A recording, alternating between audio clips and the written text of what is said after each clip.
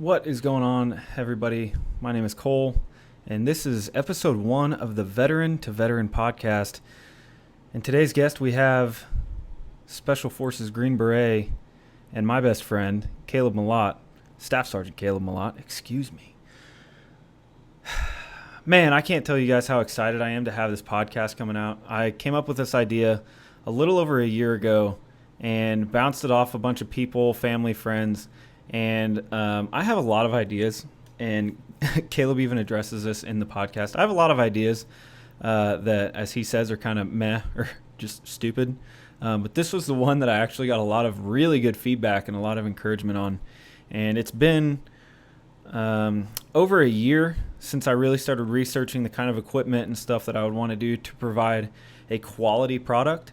And unfortunately, we're still kind of working on that because this is going to be an audio only podcast for this episode. Literally the one last piece of equipment that I need to make this a video and audio podcast was supposed to be delivered today. But unfortunately it is not here. So this is going to be completely an audio only podcast. But every episode from here on out should be video as well. So this is episode 1 of the Vet to Vet podcast. I'm extremely excited and proud to have Caleb on for the first episode. Not only obviously I'm proud to be finally coming out with this idea that I came up with over a year ago, but I'm proud that episode 1 has him on it because, like I said before, he's my best friend, and I look up to Caleb in literally every way. Not only is he doing things that I could only hope to be able to achieve one day, but he's just like a constant example, a good example for me to look up to, just in life in general. Not only just being a soldier, but being a man, being providing for one's family, and I could go on and on, but there's a lot of reasons why I'm extremely excited about this podcast, and it's just really cool that I was able to grab him for about an hour before we had to pack up and leave to come home, because this is really the last opportunity I was going to get to talk to him before he leaves for his deployment. And I'm just super happy that he was able to put up with me for a little bit, and given him my impulsive and impatient nature that I have. But one thing that we're going to maintain in this episode is a little bit of personal security and operational security and all that stuff that I'm sure a lot of people are familiar with. Where I wasn't even going to use Caleb's last name or use his face or any of that stuff. I wanted to just keep it first name and the fact that he is a Green Beret, and that was it. He's said it was okay. He actually says his own name his own last name more than I say it in this episode. But we're not going to talk about specifically what unit he's in. We're not going to talk about where exactly he's deploying, and we're not going to talk about any of the people in his unit. And that's just out of respect to him, to his unit, and to what they do, because he still is serving actively. So we're just not going to do that. We're going to maintain that respect and that privacy for those guys. The next thing I want to kind of touch on before we get into this is going to be a judgment-free zone, not only for this podcast, but for every podcast from here on out, every episode. Okay. The point of the Veteran to Veteran podcast is providing veterans and actively serving military members, providing them a comfortable and judgment-free zone to openly discuss as much of their life as they wish. And the least that we can do as listeners is give them the respect of not judging them, not changing your opinions of the person if you know them personally. They're coming onto this platform and opening up about themselves and about their experiences. The least that we can do is respect them enough to not allow that to change how we view them as a person. if you liked them before you listen to the podcast should obviously not change how you view them, just based on their past experiences. That shouldn't change anything. You should still like or love them just as much as you did before starting this podcast. And I think that's about it. Those are all really all the things I wanted to cover. Video is coming in the future, and that is it. So I hope you guys enjoy this podcast. I'm looking forward to being able to get the video versions for future episodes out every week, or as often as I can get them out. But man, this has been a long time coming, and I'm really excited to get this posted. So I hope you guys enjoyed listening to it as much as I enjoyed making it. So without further ado, I will get out of the way here in this introduction and let the podcast speak for itself. So here it is, guys. Episode 1 of the Veteran to Veteran podcast with Special Forces Green Beret Staff Sergeant Caleb Malott. Enjoy. So cold to you. Like, who is this guy? So mean. So a lot of this stuff is just going to be stuff that I already know. It's not for me. I don't know. It's for the listeners. It's for my children. Yeah, dude. Okay, this is your dad. I'm only 26 right now. Super devilishly handsome. Sorry for being an ass to you. But dude, this is episode 1 of Vet to Vet. And you're going to be a host later. You will be a regular host later on. Yes. When you're not so preoccupied. Right. And you get your ass down here. Yeah. Be doing this on a regular basis. Yeah. But right now you're just a guest. So, like I said, a lot of the stuff is all stuff I already know most of. But maybe I'll learn some stuff. Maybe. But starting off, just why don't you tell us about yourself? And what led you to the military, since this is more of a podcast revolving around military service?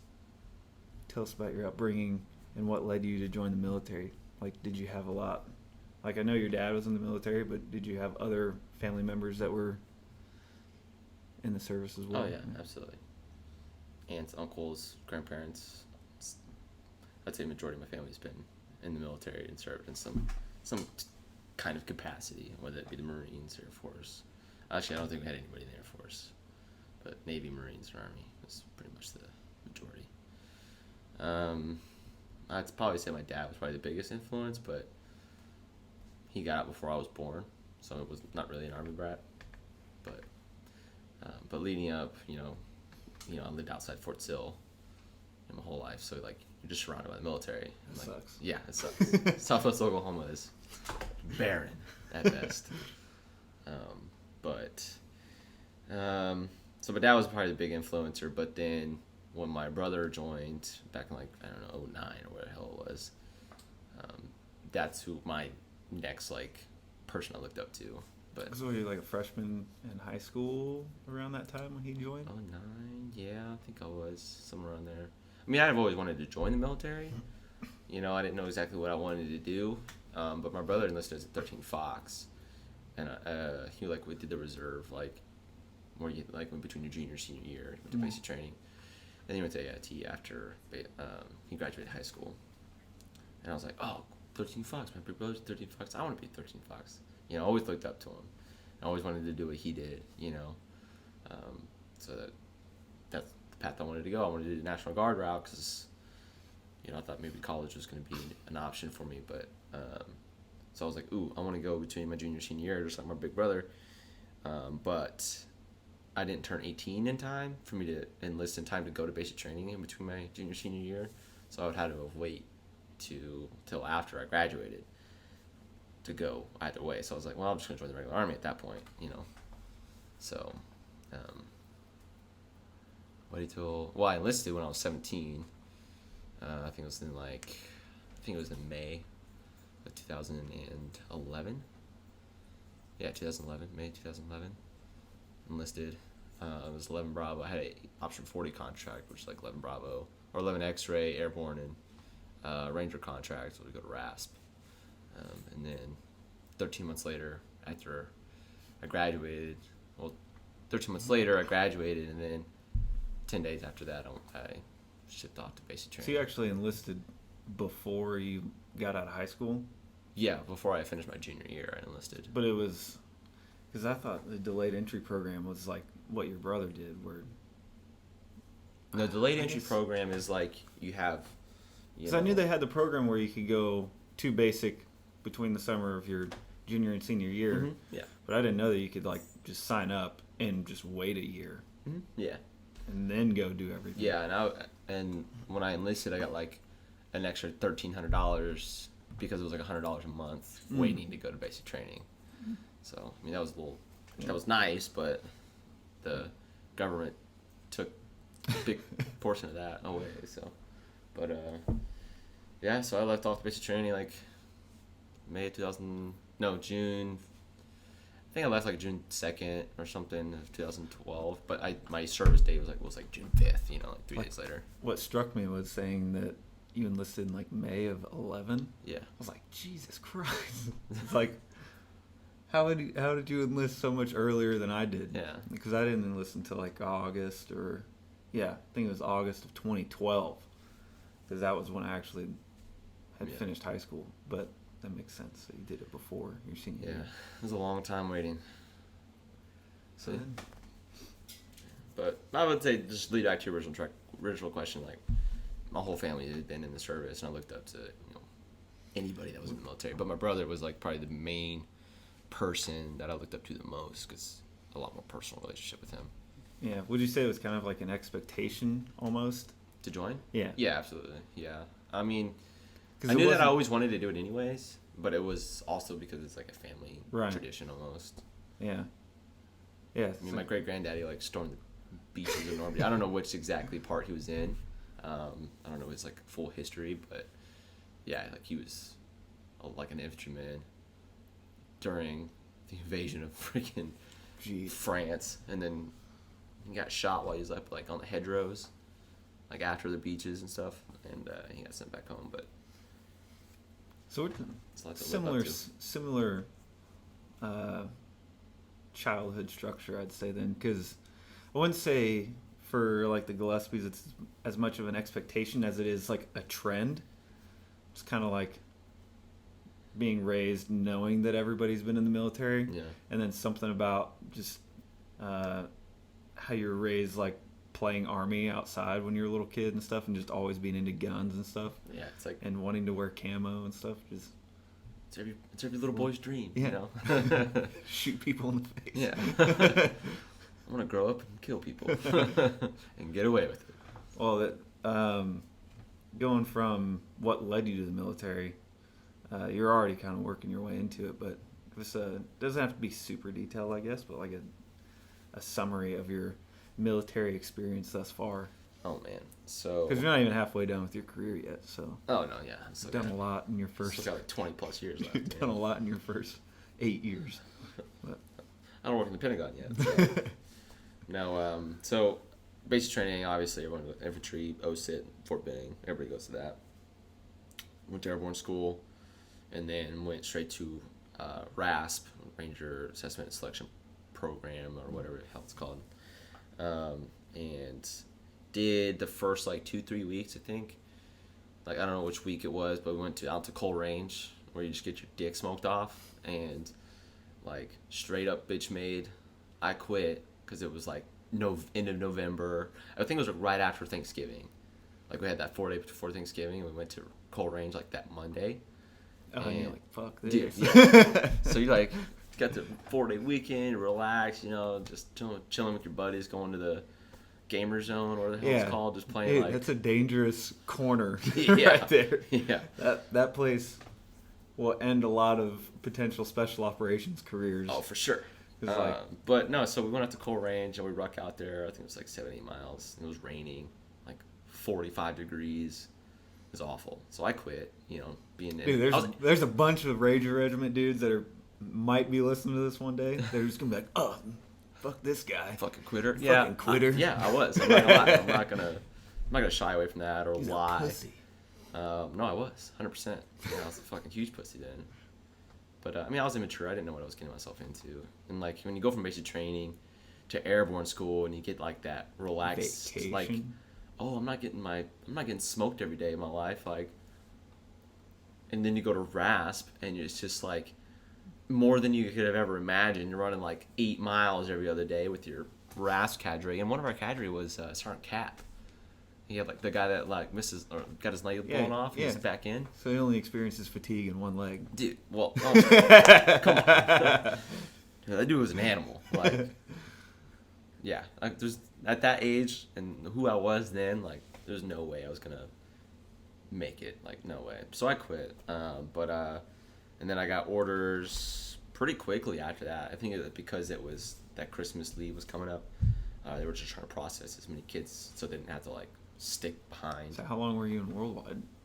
I don't know, 2-3 weeks maybe. I mean, it was like I quit like that Tuesday or whatever after Thanksgiving breaks. You know, I had like 2 weeks leading up to Christmas block leave. So I get my orders to the 173rd in Italy, and then I go to home on leave for like 2 weeks, and then I fly out to frickin' Europe. And with that, I was like really depressed. Like I think it was one of the most depressed moments of my life because like. One, I was like nervous about going to a unit because everyone like hypes that stuff up. You're thinking about get your fucking ass kicked when you show up as like a private in the infantry, especially the airborne. Like it's a whole different kind of way of living there. But so I was just like depressed. I was away from my family, my friends.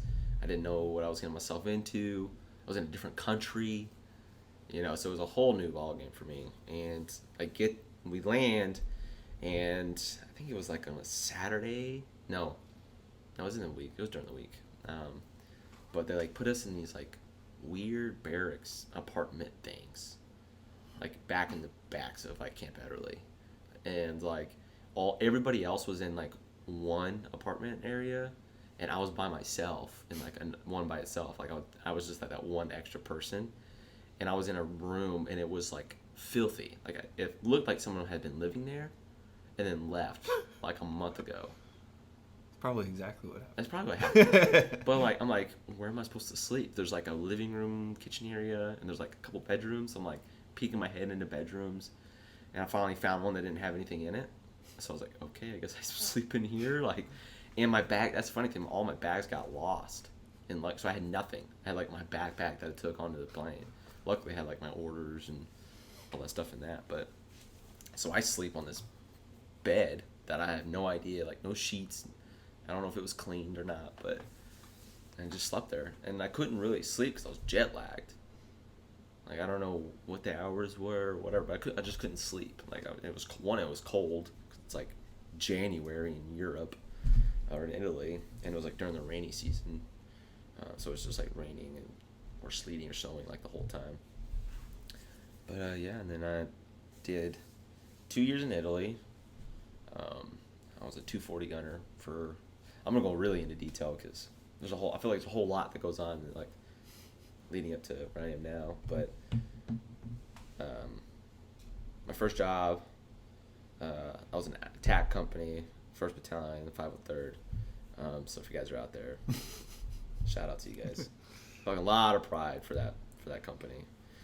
So I did about 10 months there. I was a 240 gunner.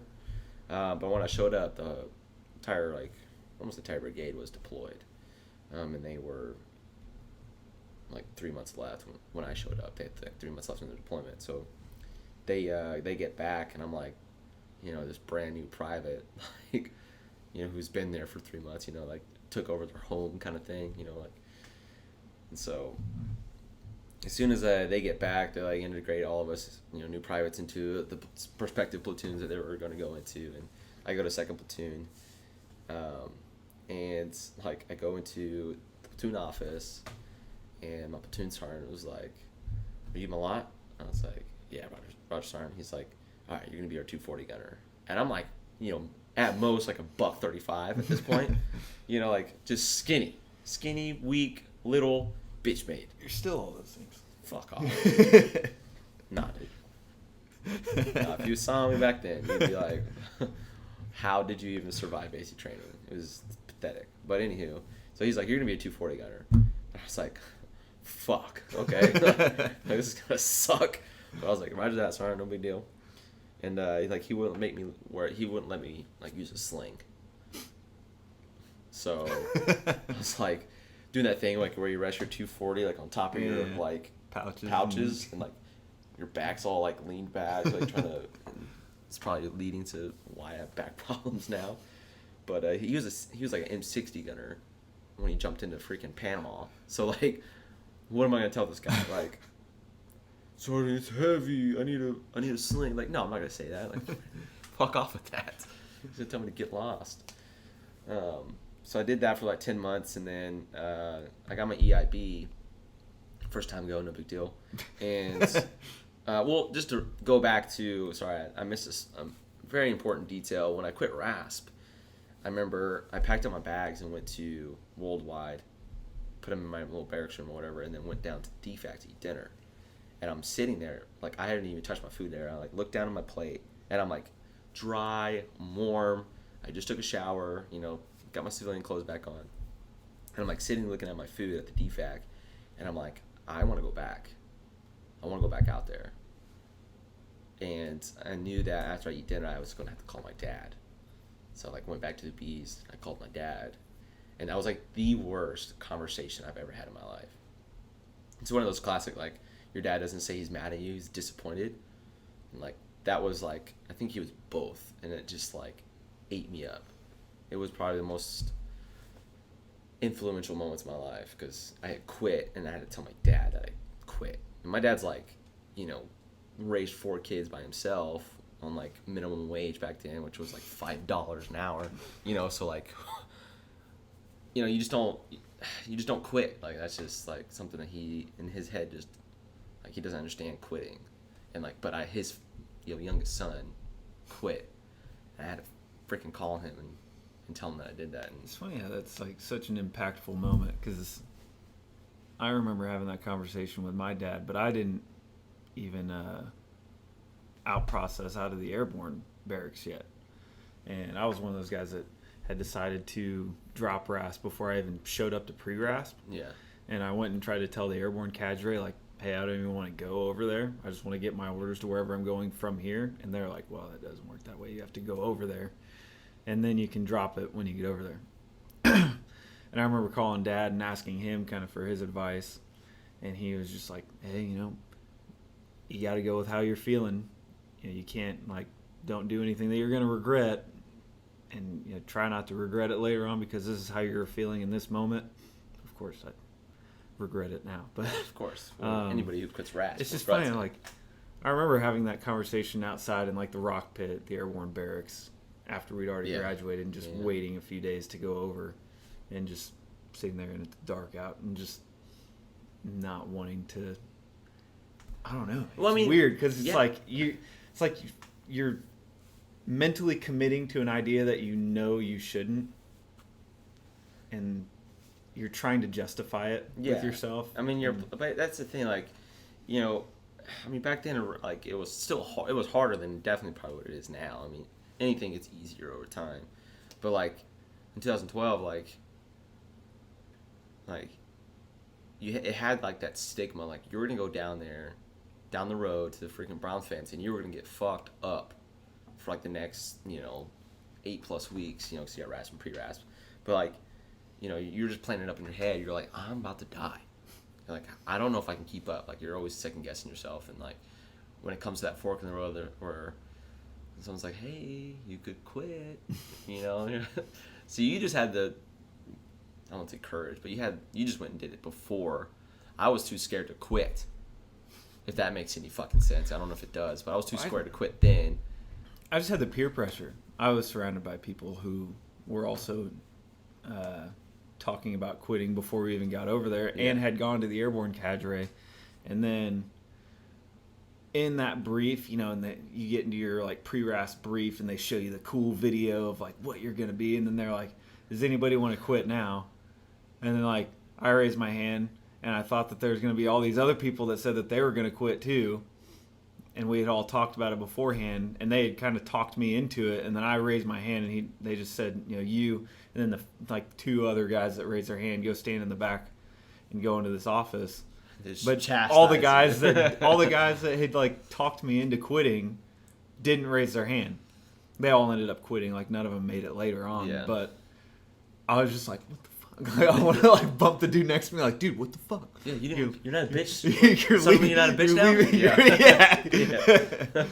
But yeah, hard lesson to be learned. But I think it's just totally out of immaturity and naivety. Yeah, absolutely. And thinking that the grass is going to be greener, and then you get there and you just.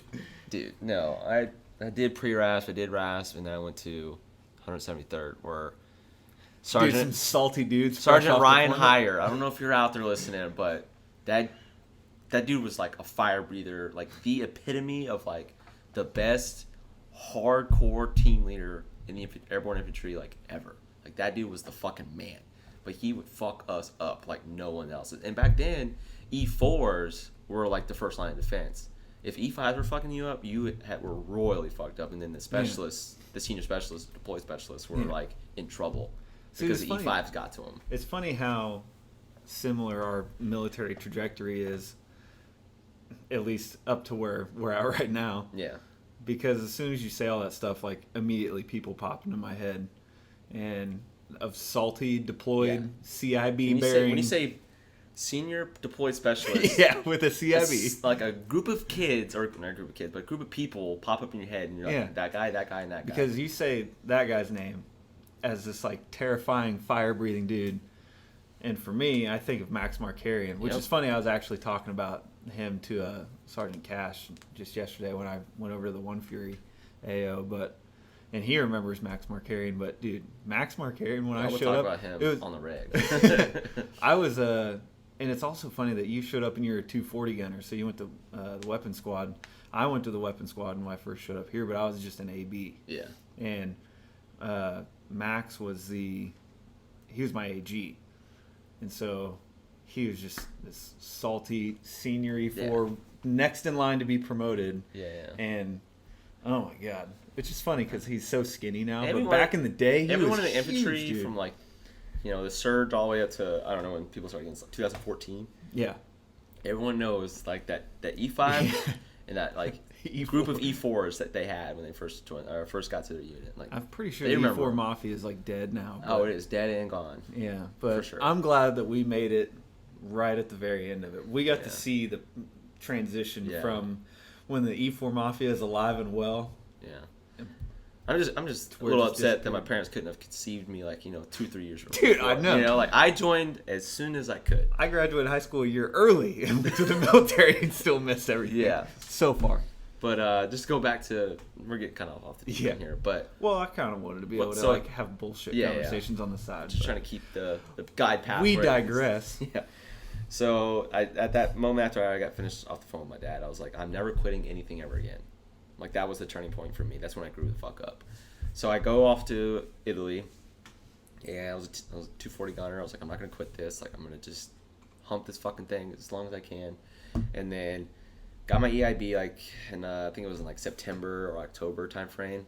And then I think I was in like the battalion staff duty, like the little front entrance area.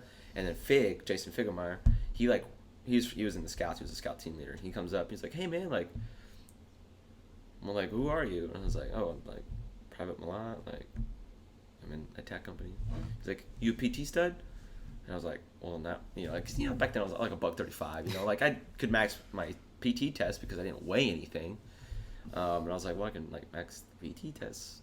And he's like, so you're a PT stud? I'm like, no, that's not what I said. Like, I can max the PT test. And he's like, so you're a PT stud? He's like, you should go to scout tryouts. And I was like, all right, so. Okay.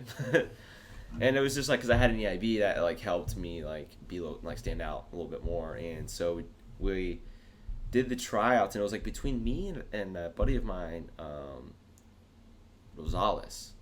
Actually, I don't think we had like legit tryouts, wasn't like formal tryouts, but it was like between me and Rosales, and I have an EIB and he didn't.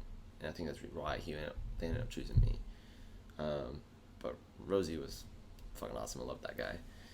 So I get to the Scouts, and I think my first mission with them was like a RTO. I just had like the ASIP back then, and did that for a few months until, actually I don't think I did that for like a month before my buddy McGraw, who ended up coming to be the RTO for my Scout team, and I was the ARTO. I'm not sure why they did that, but whatever. So I was in Scouts, picked up my E4 there, and then fast forward, I mean, I did a lot of stuff in that 2014. I mean, went to Germany like 5 different times for like training exercises and stuff, and like doing like Raven operator school. Went to Poland for that Operation Atlantic Resolve whenever Russia invaded Crimea, where the hell it was.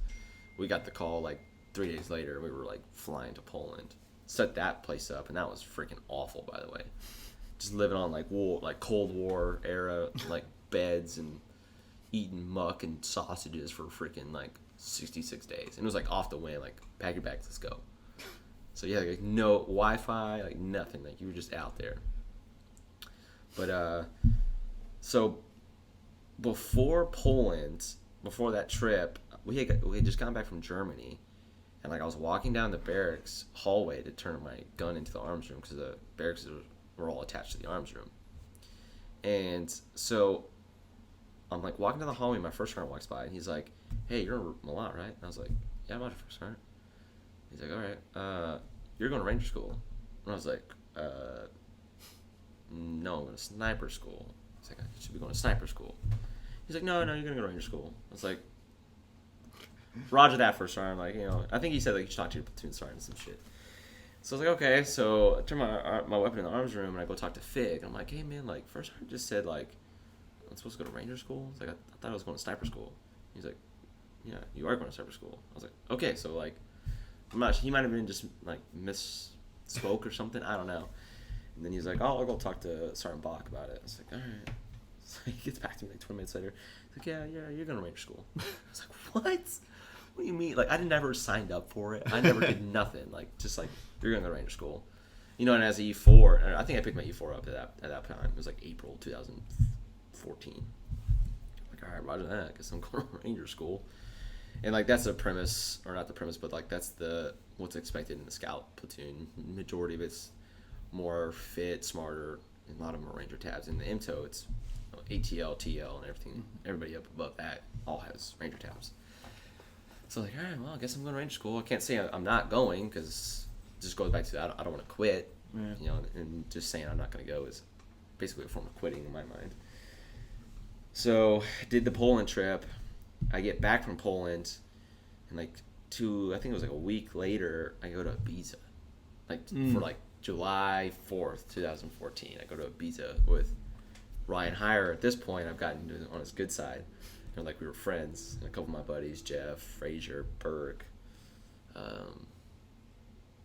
freaking Fornicola. Yeah, Frank the Tank. That guy was awesome. He was like he was Neil when he was sober, but he was Frank when he was drunk. It was awesome. Anywho, so we did the 4th of July 4-day weekend there. While on like I think it was called ACRF in Italy instead of GRF. It was like active. I can't remember what it's component response force. Or I can't remember what it was called. It was ACRF. Anywho, we were like, probably shouldn't go, but we just got back from Poland. We're going. So go to Poland. Go to 4th of July. Party out there on Ibiza. I go home for like a week to see my girlfriend at the time, and then I come back to Italy to pack my bags and do my paperwork, and then I leave for Ranger school. It was just like no time to really get prepared, because in Poland we didn't have like gyms or anything out there. That legendary weekend. What'd you say? And then Poland was after that? It was Poland, legendary weekend. Week of leave at home. I come back to Italy, pack my bags, and go to Ranger school.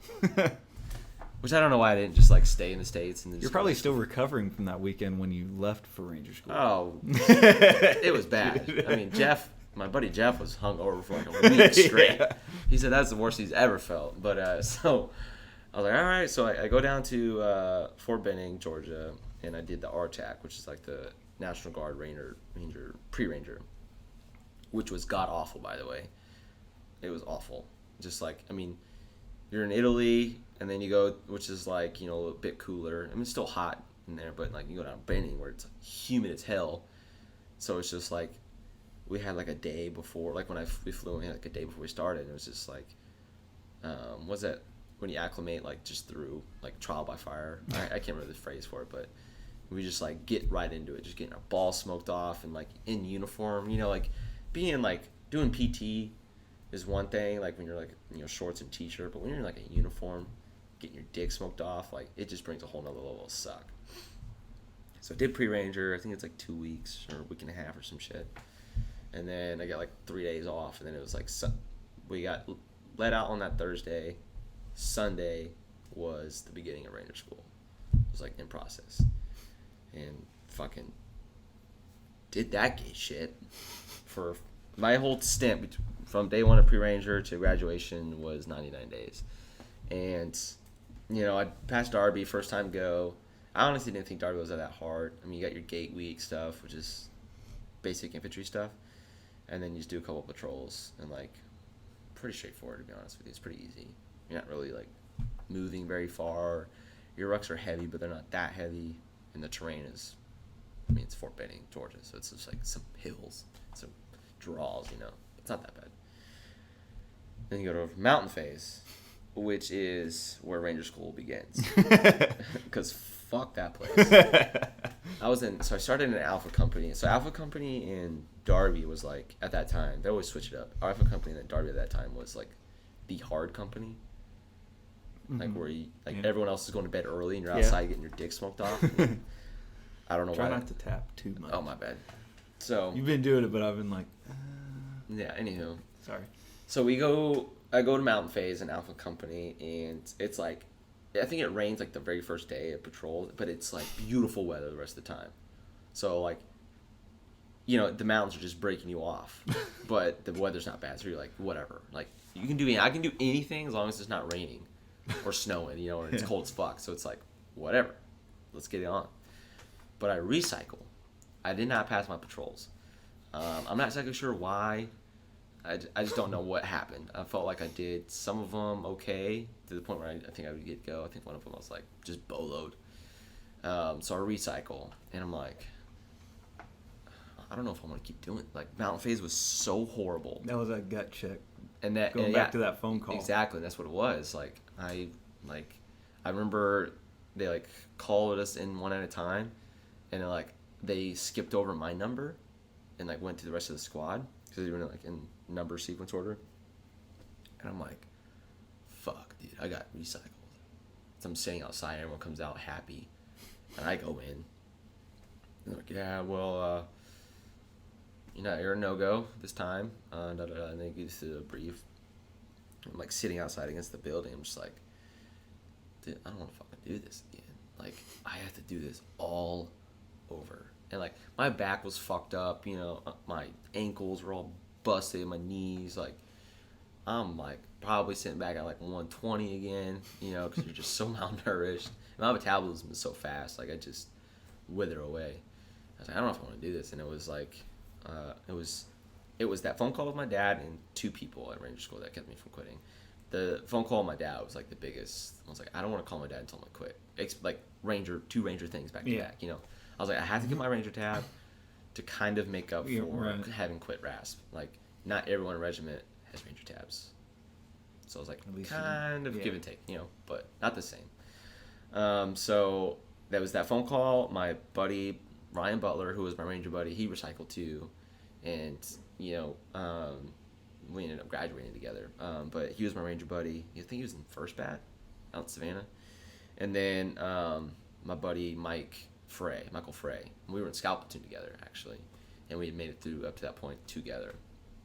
And he's like, man, don't quit. Like, just don't do it. He kind of helped me talk myself out of it. Like, so he went on to Florida? No, he recycled with me. Oh. Yeah, so we made it all the way together, like Darby, mountain phase, recycle mountain phase, and do mountain phase again. But the second time through mountain phase, it was like at the beginning of fall, You know, like when like the wind blows through and you're like, you can smell like just the nice cool breeze. It's like Thanksgiving. It smells like Thanksgiving. You know, like just the weather. And I was like, damn, dude, it's about to get cold. And it gets cold up there, like surprisingly. It's very, very cold.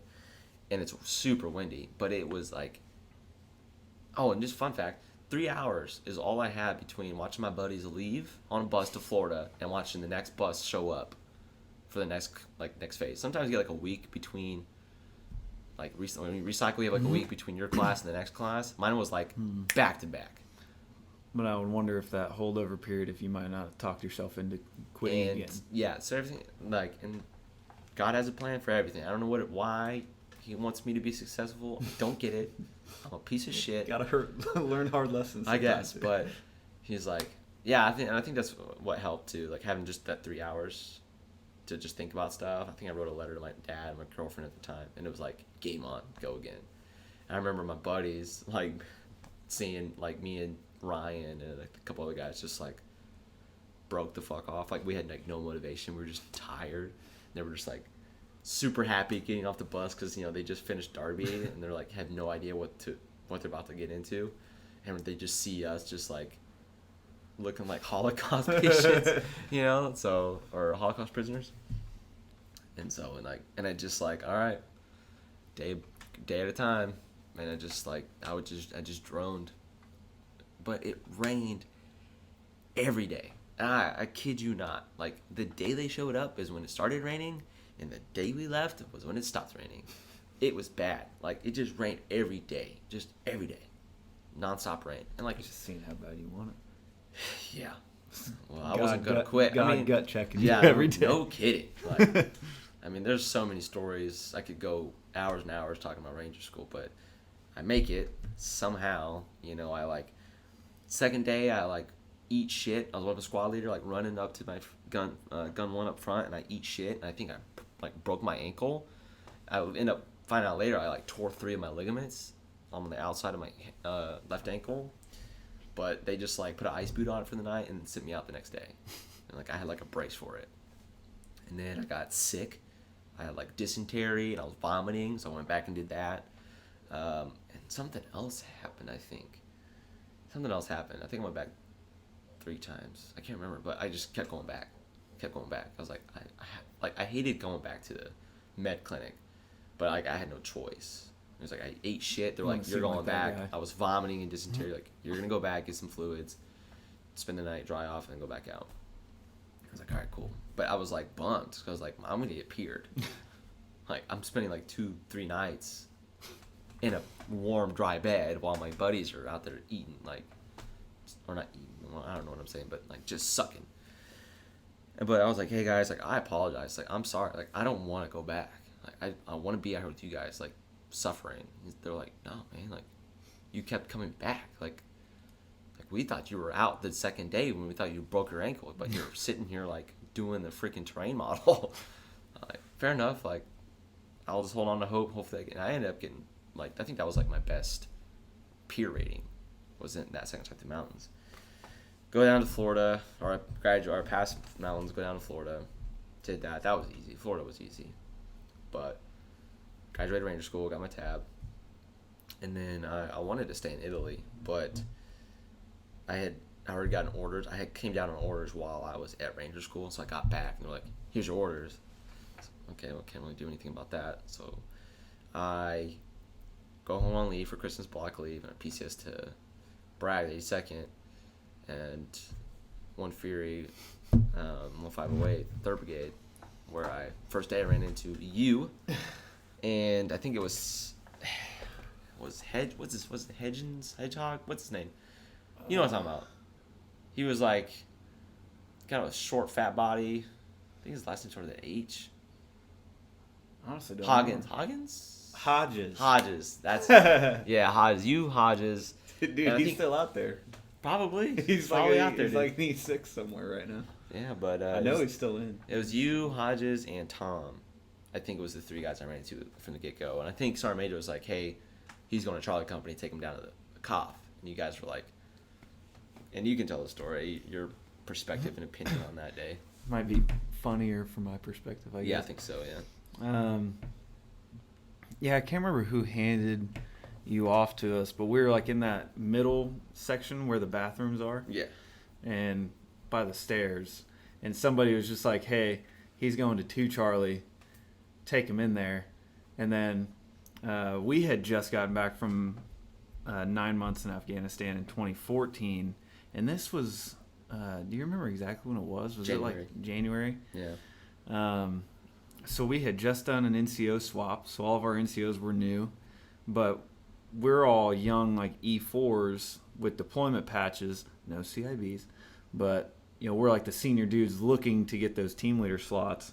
And then who walks in but this guy with no deployment patch, but he's got an EIB and a Ranger tab. And we're like, this motherfucker is about to take our fucking team leader spots that we're all competing for. And, it was like, 5 minutes later you were a team leader? So you just went right up to the office and they're like, oh, got a tab and an EIB? Yeah, you're a team leader. Yeah, pretty much. That's the president's like, oh, E4, tab, EIB, yeah, you're a team leader. It's like it's like they don't even evaluate whether you're a good leader or not. They're just like, you have those things, team leader. Yeah. That was like when they really started to change how much, not that we had combat experience, okay, I'm not trying to hype that up, but to us and our perspective at the time was like they care less about deployment time and they care more about school's time, and so that was frustrating. And not that like Caleb had anything to do with it. He was just showing up like, I'm just trying to get where I'm going. I'm not going to take a team leader spot. But he's like, you're just real quiet. Like, didn't say a whole lot. I feel like I was like pestering you more about your tab and shit than anybody else was, and we just ended up hanging out. I was quiet. I walked into the coffin. No one wanted to talk to me but you. I mean, a couple people would be like, hey, like, where are you coming from? But outside of that, everyone hated me. Because you just swooped in that TL spot. I swooped in there, dude. Fucking did a oopie-dooped. Fucking, yeah. That was kind of stressful too, man, because like I was an E4, and then I had never been a fire team leader. I had never been on a fire team. I was a 240 gunner, and then it was scouts, and then showed up and I was telling them I'm a fire team leader. So I didn't know anything. I knew Ranger school stuff, but like not how to be a real garrison leader, like. Yeah. So I mean, I can lead a hell of a team during patrols, but like how to be like mentoring soldiers, right. and like building a PT plan, doing counselings, training them up to be good saw gunner, 240 gunner, rifleman, point man, and all that compass guy, like all of those sub tasks for each individual guy. I didn't know anything, so I was a little nervous, and like 2 months into that, doing that, my girlfriend breaks up with me at the time, and I'm like distraught, like just like I couldn't perform anything. I was just so busted up.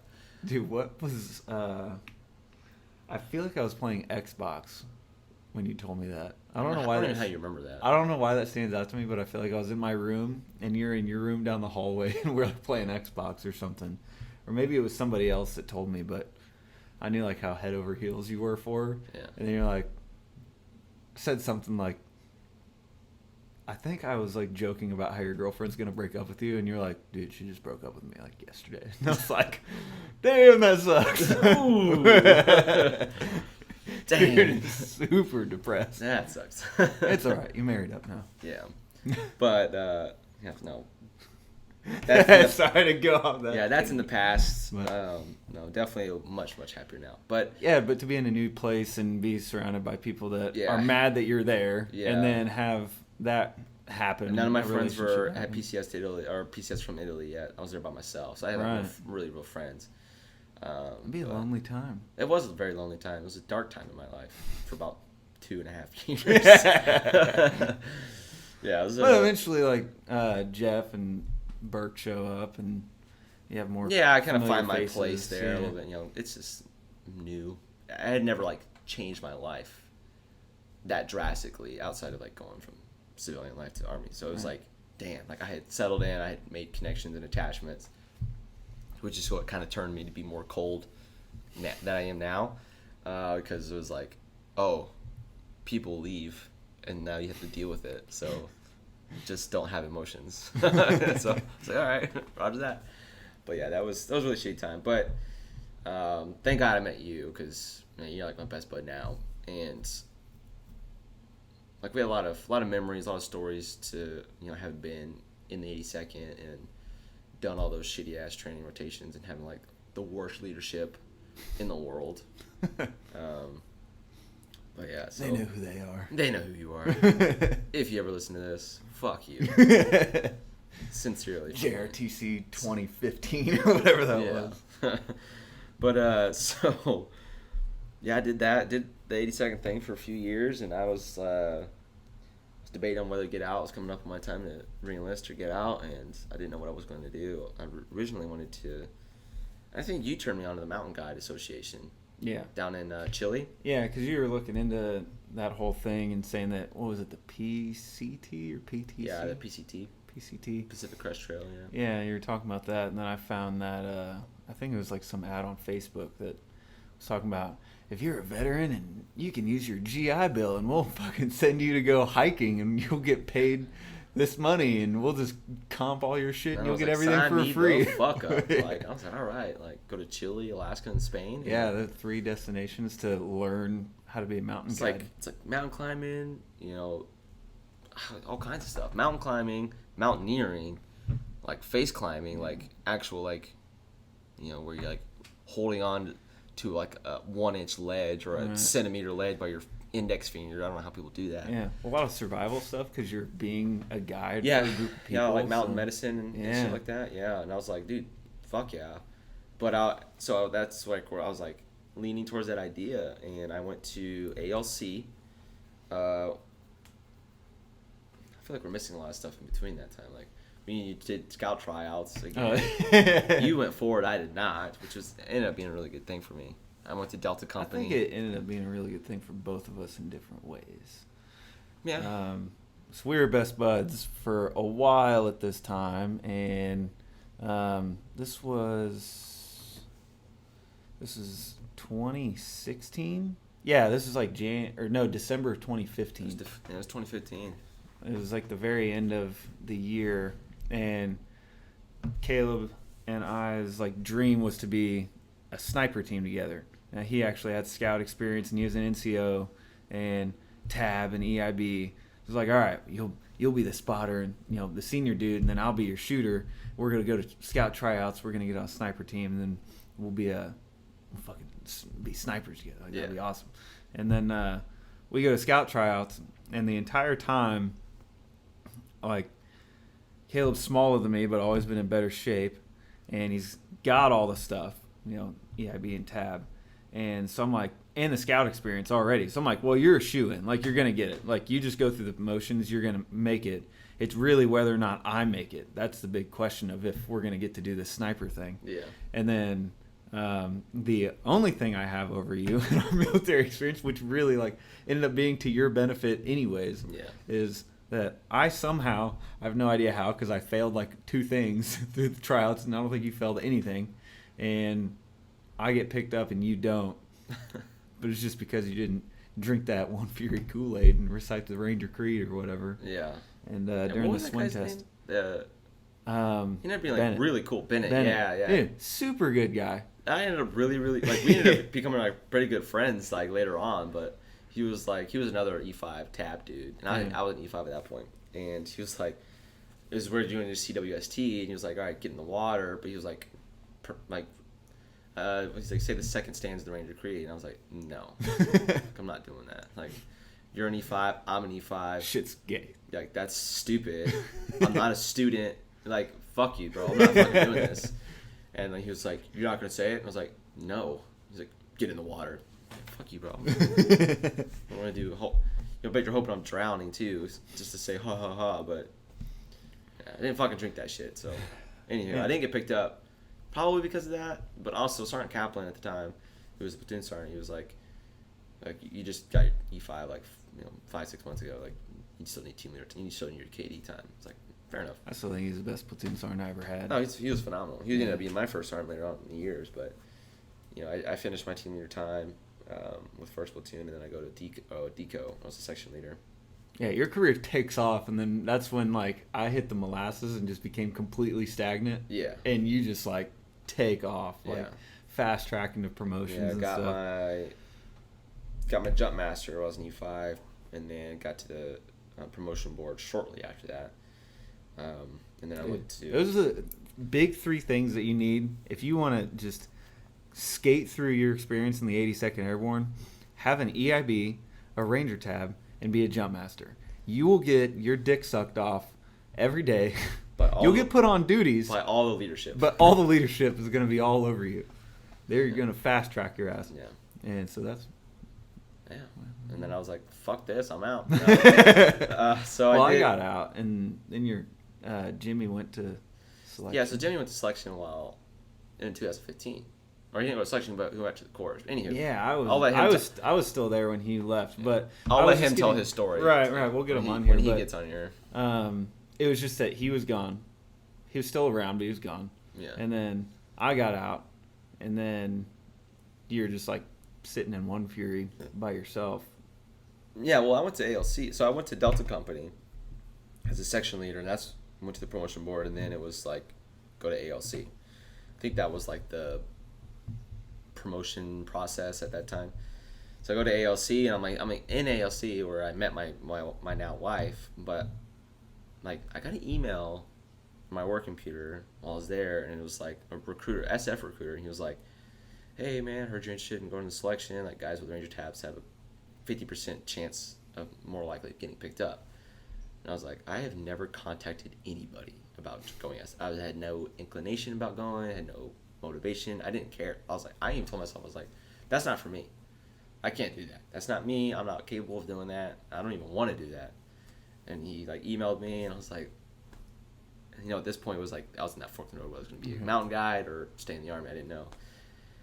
And I was like, fuck it, dude. I'll give it a shot. Why not? If you don't make it, you get out. Yeah, if I don't make it, I get out. If I make it, I'll stay in, see where that goes. And I don't like that, then I'll just get out afterwards. Not a big deal. I'm still young, got a lot of years ahead of me. No big deal. So I was trying to go before the summer ends because there's like that block time where they don't take classes because it's just too hot. I didn't make that time because it was like my physical. I had to get a cardiologist to look at my heartbeat because it's weird apparently. I have like an irregular heartbeat. I'm looking at her because that's weird because I have an irregular heartbeat as well. Yeah. That's weird, dude. We're just meant to be best friends. Dude. I guess. Except I'm way more attractive. Yeah. No, I joke. But anywho, so I was like, fuck it. I'll wait till after the summer block and I'll go then. So I go, and it's like a class of like 420 people. It was unbelievable how many people was there. Go to selection. I'm not going to talk about it. But luckily I get selected. And I was like, damn, I really wasn't expecting to get selected. Like, I was just like, I did no train up at all. Like, did not train up for it. I wasn't like running like, 20 miles a week and rucking, every other day. Like, I just like, showed up, did my normal 80-second PT with my dudes, and showed up. Luckily I got selected. But, I was freaking trying to get my orders to go to the course, but I was barred because I had my jump master, and they submitted a 4187 to fence me in for 2 years. I didn't even sign this 4187, but I was fenced in, so I couldn't. Not barred. That's for bar from enlistment, but I was fenced in because I had gotten jump master for the unit. Anywho, yeah, fuck One Fury. I didn't even know that they could do that. Yeah, they got me. So it took me like 7 months or so from when I got done with selection to actually start the course. Ridiculous. So yeah, get to the course. 18 Charlie, French, easiest language in the world. But yeah, that's I'm in group now, and I honestly could not imagine myself doing anything else. I absolutely love where I'm at and what I do. I mean, I was telling you this before. Like, I love everything about my team as well, because like I even like where I sit. Like where just literally every little thing about like where my company is located, and in the battalion, where my team room is located, where my desk is the way my logo looks, like our team logo, like everything about it I just love. Like, my team is absolutely phenomenal. Everybody on that team is like A-class freaking soldiers, like good soldiers, but good SF dudes at the same time. Like, team leadership is amazing. My senior's amazing. All the other seniors are like very knowledgeable, very disciplined. Also, just from like the little bit that I've heard about them, and then like kind of overheard your little conversations, they just seem like really professional stand-up. No, dudes. absolutely, yeah, absolutely professional. Like, not Army professional, because it's not Well, they still are. last name. Yeah, no, yeah. It's none But, of those. hey, John. Hey, Mike. Yeah, exactly. Did you get? But getting shit done. I mean, It's like one of the happiest, I won't say happiest moments, but like one of the things that I'll probably remember for years to come is we were down in Mississippi training, and it was like day 3 or whatever, and I had shaved, and the senior Bravo I was on the B team at that time. The senior Bravo was like, "Did you shave?" I was like, "Yeah." He's like, "Why?" And it like just blew my mind. I was like confused as hell. I was like, "What do you? Because I have to?" I was like, "What do you mean?" And he was like, "Yeah, no." Even Sergeant Major said like, "We don't have to shave." I was like, "I made it. Yeah, I've won. Like this is where I'm supposed to be." And yeah, that was awesome, man. Just freaking got to run around my Patagucci's and Solomon's and not shave. It was awesome. wear your Arc'teryx jacket and ball cap and Oakley's, Yeah. my Holbrooks. Yeah, man. Yeah, I mean that's the life, and I'm really glad that I did that. I definitely think I would regret it if I hadn't gone. So I'm happy, man. My wife's amazing. We got a fucking house on the way. So I mean, Life's life has taken off. come together. I mean, Yeah. in that 2 years after my ex broke up with me, man, I was just like spiraling down to it. I mean, I was still like, I was there for it. Yeah. I know you were. Yeah, you witnessed all. You and Jimmy both. But like, I was just digging my hole, dude. Just, I was broke. Not a good person. I was not a good person. I was broke. I was fucking Joe up left and right. I was smoking. I was drinking. Maybe some other things. I won't confirm or deny. And it was just bad. Like I was lost, man. I had lost my faith. I mean, I didn't know what to do, and it was all because I was wrapped up around this girl, and it was sex. That's what it was. Like I lost my virginity to her, and like as a 20-year-old male in the Army, infantry, airborne, and you have sex for the first time. That's all you're gonna fucking think about until like you're 40. Like I waited 20 years to do this. So I mean, and like, I'm glad it happened with her, but like, I really wish I would have just waited for like my wife now, because I mean, I just got so wrapped up around this girl, and sex is what ruined that relationship. It's just regret having gone through all of that, but it's made me who I am today. Yeah. Like I don't think I'd be as good of a husband to my wife now if I hadn't gone through that shitty 2 years of my life. So, but like everything's got a plan. God's got a plan for me. I don't know what it is. I don't know if I'm supposed to, kill some bad guy 20 years from now or just be a good dad and a husband. I don't know what it is, but I'm being successful in somehow, some way. So I mean, like, you said that you'd gotten. I mean, besides all the other ways that you were kind of just a scummy person in those few years, that's. My girlfriend's just sitting like 10 feet away listening to us do this. So I'm just like, we like bonded over debauchery for a little while, but smoking and drinking and being broke together all the time. Lord of the Rings and pizza. But you said you'd like gotten off track with your faith, and the hard lessons that you had to learn from how that relationship fell out. Obviously, it goes without saying that like you're in a better relationship now because you're married. Oh, much better. But much better. I do think it's like 100% the hard lessons that you had to learn from that broken relationship is what makes you become the man for the person that you end up with. Yeah, absolutely. You wouldn't, if you hadn't have gone through that shit, your wife would not be married to me. Yeah, she would. I would. Yeah, no. Yeah, And I was supposed to meet her. 100% was supposed to meet her. I was supposed to go down to Vinnick for ALC, but it was like, hey, it's backed up for 6 months. Do you want to go to a National Guard ALC up in Pennsylvania? And I was like, fuck yeah! It's like 2.5 weeks. Like, let's go. I go up there and I meet her like 2 days later. Granted, it was on Tinder, Hey. But like at that time, like I was just so done with that whole lifestyle that I've been living.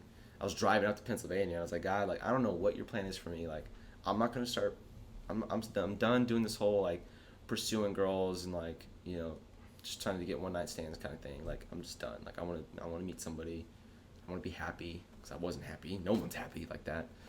And I happened to just be on Tinder. I wasn't gonna use it for like what I used to use it for. It was just just happenstance. And then Jordan swiped right on me. I think I swiped right. She swiped right first, I think, and then I swiped right, and then I messaged her, and then I hung out with her for the first time like 2 days later, and I spent like every day with her after that for like 2.5 weeks, and went home and was like, I like this girl. Yeah. And it was kind of funny too, because she tried to sleep with me, and I said no. I was like, that's a proud moment for me. It's like I held out. I did what I was gonna do. I said I was gonna do, but she was trying to get with me. And I was like, I'm better than that. No, I joke, but no, I'm glad that I had waited because I wanted to make sure that was gonna be something that was gonna work out because I didn't want to like create this attachment with her and then break her heart or something. So we made sure that we were going to be long term before that happened. So would you say that like you're not that you're like actively going to church or anything, but as your faith kind of I feel like I'm still recovering from that. Because like Mary and I are constantly talking about it, and we're kind of like in agreement. So we're just on like kind of our own personal journey right now of redeveloping a connection spiritually. Mm-hmm. And then we're it's like every few weeks we'll talk about finding a church. Yeah. We usually end up deciding not to, and just holding off, and just like when the time's right, really trying to find a good church so we can. I think grow roots in. You know what I mean? So I don't say not necessarily I lost my faith, but I had seemed to like put it on the back burner, like I didn't care about it. Yeah.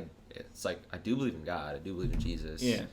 And like I believe that he died on the cross for our sins, but it's like I feel guilty having gone through those 2 years. Like I haven't forgiven myself up to this point to it's like when I like want to pray, I feel like I don't have the right to pray. Like who am I to ask him for something after all of the shit that I did, So I'm still kind of navigating that. Yeah, I feel like similar if I'm kind of saying a prayer. It's like I don't feel like I deserve any of his blessings, so I just ask him to bless those around me. And then it's like, if you got time, if you get okay with it, which is totally ridiculous. Like we're gonna tell God what he can and can't do, you know. And we're totally getting way off the deep end here. It's just vet to vet. No, but it is vet to vet, but it's like we're telling our story. Still want it to be about you as an entire person.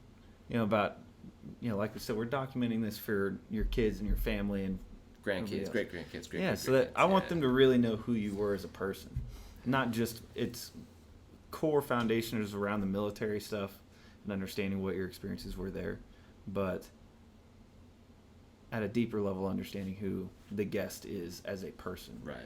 Yeah. People that may never have heard your voice because you might have passed on before they were born. Yeah. Can have a deep understanding of who you are. So I feel like that stuff. If people start to kind of open up about spirituality, then I feel like that's something that we should expand on as well, for the family to hear about how they believe. I can get on board with that. But that's pretty much it. You're in group now. Not going to talk about where specifically you're at or anything. And we've been going for over an hour now. Dude, I listen to so many podcasts, and they always talk about how fast it goes. They're like, dude, 3 hours went that fast? We've been doing it for over an hour, and it really I feel like we still have a lot more to talk about. Dude, I know. Well, I feel like we could go for another 3 hours. Oh, for sure, yeah. But in the interest of your time, we got to get driving. Listening, Well, we got to get driving too. We still got laundry to pack up and stuff to get back on the road. For the listeners, Yeah, but I'm hard to listen to. Well, and we're gonna get you back on here. Well, yeah. Once we get more set up, Yeah. Once my house gets built, we'll get a cigar lounge built in our backyard. Yeah. Well, we will have Caleb is back from his vacation, and we'll continue on, maybe talk more in depth about stuff. But let's see. Go through my list of questions here. I'll just say, because I don't want to take up as much time as it's going to take to get through a lot of these questions, but say, what is the hardest lesson that you learned? We might have already talked about it, but the hardest lesson that you had to learn in the military, and what kind of legacy do you want to leave for your kids? And then that's how we'll wrap this up.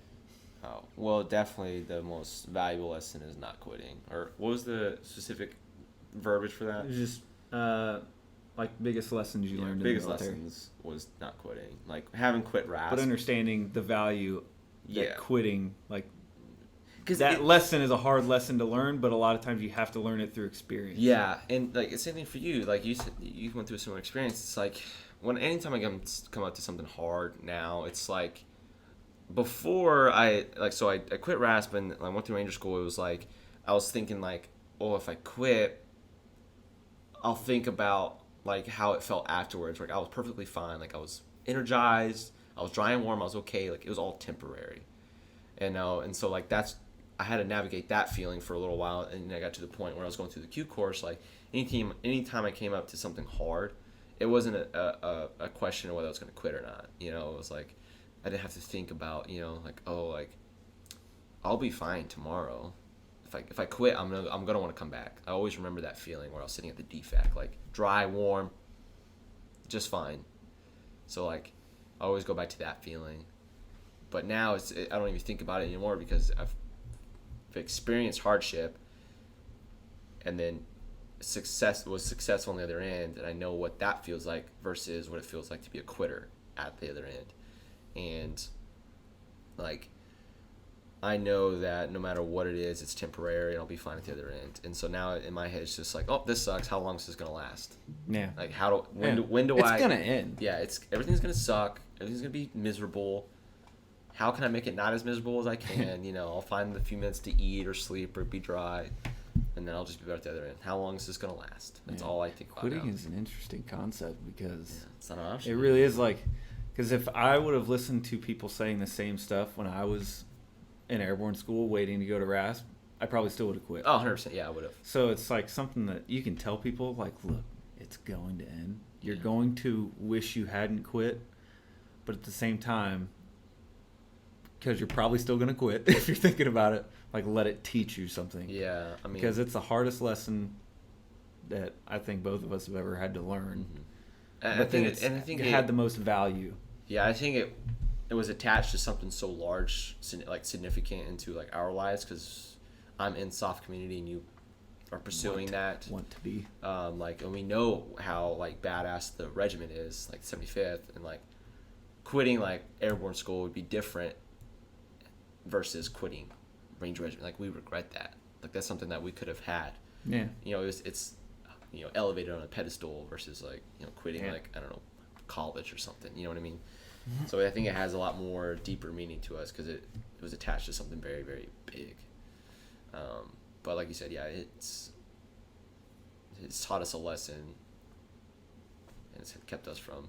It's like my biggest regret, but at the same time, it is like I've learned the most from that. For sure, I can agree. So I don't know if I regret it.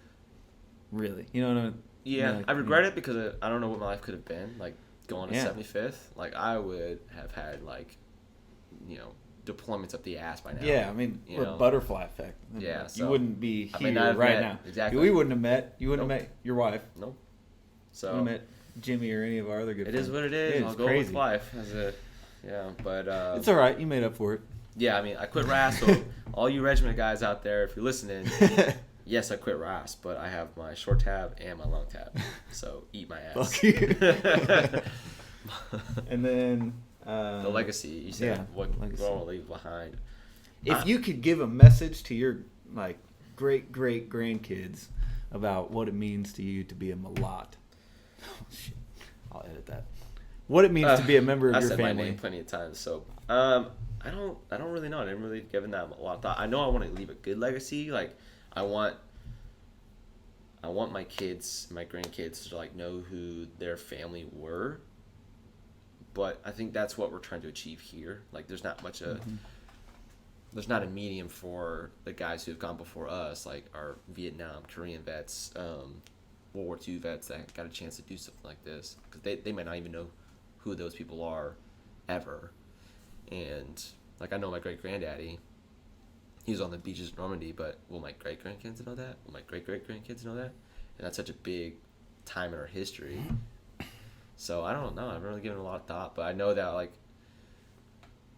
you know, you don't have to join the military. You don't have to, you know, be the biggest, baddest guy on the street, but, like, you know, love your family, love your friends, and don't ever fucking quit. Because that'll be that's the worst. Come back and honk your ass. Yeah. I'll fucking beat your ass. Come up to St. Peter's Gate. I'm just going to punch you in the face and welcome to heaven. No, but I don't know. I've never really given that much thought. I feel like you're much more, like, you think on a lot deeper level than I do with that stuff. But I've never really given that specific answer a whole lot, or specific question a whole lot of thought. My legacy, I just want to be someone that my wife and my kids can be proud of. That's what I'm working on right now. But I think this vet to vet thing is a way to create a legacy. Know that, you know, their dad was someone who cared about veterans, and like remembering those guys and like who they were, because, you know, Pat Mack and Matt Best, like, those guys are well known, but there's still other guys out there, you know, who gave their lives that people don't even know about, you know. And it's like, that's why you see all these foundations for, you know, guys who have gone before them, or who have passed, because they want their memory to be carried on. They don't want them to just be forgotten. It's like their loved ones, and suddenly no one cares about them because they don't exist. But they want to create foundations and, you know, scholarship programs, whatever, for these guys. And I think when you came up with this idea, I think you pitched this idea to me like a year ago, I think. Mm-hmm. And I was like, hell yeah. Quite a while before you got married. And you're like, that one dude at your wedding came up to me. I don't know if I told you that, but there's some guy came up to me at your wedding and was like, "Are you Cole?" I was like, "Yeah." He was like, "Caleb was telling me about your podcast idea." And I was like, "Oh, Jesus." Okay. Was that Alex? Was he like a guy on my team? No, he's an older guy. Older guy? Yeah. I don't remember. Dude, I've hit my head too many times. Like, terrible names. Oh, you're talking about Tim. Yeah, that's Amanda's dad. Amanda Alicia's dad. Yeah, he came up to me and was like, "I'd be interested in doing something like that." It's like, he was like an old tanker. Yeah, he's a really cool guy. Right. Yeah, he's fun. He's fun. And I've had a few other people that, like, my dad has told about the idea. People that have reached out and been like, "I'd be interested in doing that. Like, that's a really good idea." I'm like, I thought it was just like kind of a toss. Like, you come up with a lot of ideas in your head. Like, you're creative as a motherfucker, and like, you'll say stuff, and I'm like, yeah, sure. But when you pitched this idea to me, and I was like, I even told Jimmy, I was like, that's a really good fucking idea. Like, and it's not just like, I don't care about fame. I don't care about any of that crap. Like, dude, to me, it's down to this simple thing. Think about this. This is like one of these deep things that you might not have thought about. Dude. The fact that with technology, as it continues to grow and stuff, you know, MP3 audio files could be extinct 100 years from now. Yeah. You know, but they're still going to have access to this, like backdating technology. Yeah. So 100 years, 200 years from now, your great whatever grandkids who would never be able to even know what your voice sounds like. Yeah. They're going to be able to know what your voice sounds like. Exactly. Like, that blows my mind. And I would like for this to get even larger, to where we can have like a studio and have a video so they can actually see their, you know, their loved ones, you know. Yeah. And I would like for this to get big enough, fast enough to where, you know, World War II veterans are dying. Yeah, I know. Like, handfuls at a time. Yeah, it's ticking. soon. We'll be here in the next few years where the last guys can pass. And so I would love to get as many of those guys in here as possible to just to show them that there are still people out there who, like, give a fuck about them and, like, what they sacrificed. And, like, I'm not very open about how deep and, like, emotional I get about stuff, but, like, that cuts deep to me is because, you know, I don't know my great granddad, and he was, like, on the beaches and invaded France, and I don't know. I remember visiting him, and when I was like, I think I might have been 8 or 10, but he didn't know who we were because he had like dementia or whatever. But I don't know who he is. I don't know what he was like. I don't know his story. Yeah. and that sucks. And I hope that this is a way to, you know, fix stuff like that. Like, those guys deserve that platform. Everybody, every single one of them. You know, even if there were like a freaking guy who did the little flashers on the damn ship. You know, well, that's what everyone needs a story. That's what we're gonna get. The next most easily accessible ones are my dad and my stepdad, but like, it's not gonna be just about combat arms dudes, because like Dad was an artillery guy. Dude, we'll get your dad on this one time. Oh, I would love that. Yeah, he's awesome. An old artillery dude from the His same story's era. pretty good. But Brad was just like an aircraft mechanic. Yeah. It doesn't like. I don't care what you That's did the or biggest thing. It didn't. doesn't matter, because maybe it's not their family, but maybe somebody who's interested in that job is curious about it. Well, nobody glorifies anything except for the combat arms stuff, Yeah. especially special operations Yeah. nowadays. You'll never find anybody talking about their firsthand experiences as an aircraft mechanic. Right. Yeah. Super in depth and a long format discussion. Yeah. And so that's another thing. Come here. A dog scratching her freaking neck. But yeah, so this isn't just it's cool to be able to kick it off with an SF dude, but I want this platform to be for everyone, every MOS, every era, every generation, and just be able to talk about their experiences, Yeah. and not just to document the military side, but to document who they are as a person for their family, so that those people that would never get a chance to meet them can see what they look like and can hear their face and see their mannerisms and kind of get that connection. And my family's super into the family lineage and history stuff, Yeah. the Ancestry.com, and how many family members we have that were in the military. And I have my great-grandpa was in the Army, but he was in Japan and lost his arm in Japan. Yeah. Now, I've heard like stories through other people about, you know, things that he had told other people, like my dad, but yeah, just to hear him say it, that's like the coolest thing. Yeah. So we're going to try and change that. Make a change. All right, dude. Well, Staff Sergeant Caleb. I don't want to keep saying your last name, putting your last name on blast. My name's but been on this. I said I my last know name you many said times. it. I know you said it a bunch, but you're the first guest, but future co-host of the show, anyways. Mhm.